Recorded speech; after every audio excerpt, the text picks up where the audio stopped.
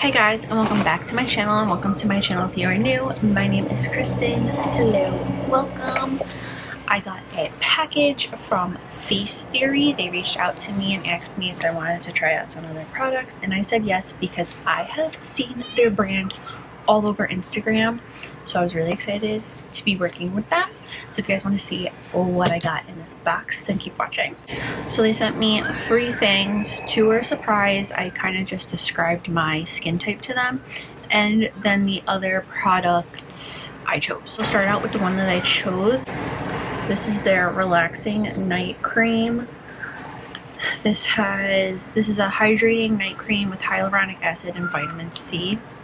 This sounds great. I feel like my skin is going to love this. My skin loves both hyaluronic acid and vitamin C. The next product is this vitamin C cream cleanser. This is a stabilized vitamin C cream cleanser that removes makeup and impurities. This sounds really good. This sounds really good.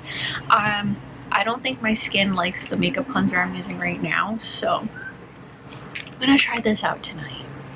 Hopefully it's better. And last is this anti-redness toner. This is a redness reducing toner that has high beta glucan, oat kernel, vitamin C, licorice, and aloe vera.